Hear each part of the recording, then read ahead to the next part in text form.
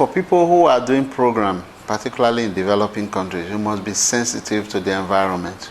In the north, it was difficult to work in the north, in Nigeria. But we were able to do that using, not going there to tell them that we know it, but getting those persons identified with this, what we call political mapping, and we looked at people who they respect. They are necessarily not the ones at the top. They were some persons that were emerging, but they were well respected. We used them, we gave them information, and we said, okay, you do it. So the rippling effect is what we get today. We should look at culture. You know, you're in a culture where people have been drinking from a well, a stream, and they know the well is polluted, but they drink it all the same, and they come up with all kind of disease, and within that community, that disease is not regarded as a disease, it's regarded as a sign of maturity. How do you deal with that? It takes a leader to say, okay, let's look at it this way, and take them to the root of those diseases and the root of those pollution, and remove it and prove that you can live a normal, healthy life that is not a sign of maturity.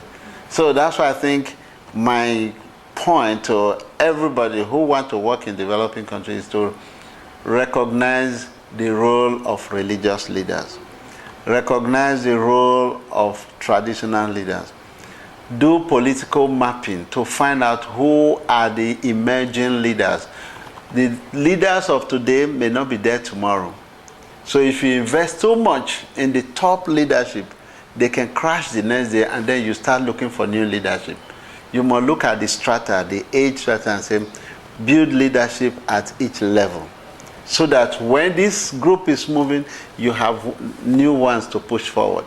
The other thing is dissemination of some of these findings, because I think at some point we need what we call community dialogue. What is that? If I'm to do 1, 2, 3 things, what are those 3 things? Why should I do those 3 things? How do I do it? Just simple questions, because politicians don't have time. We've worked with politicians.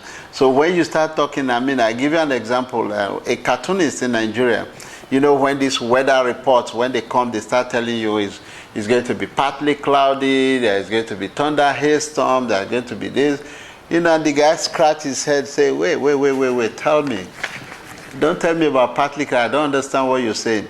Is it going to rain or is it not going to rain? If it's going to rain, tell me so I go with my umbrella or my raincoat. That's all he needs to hear. Partly cloudy is for you.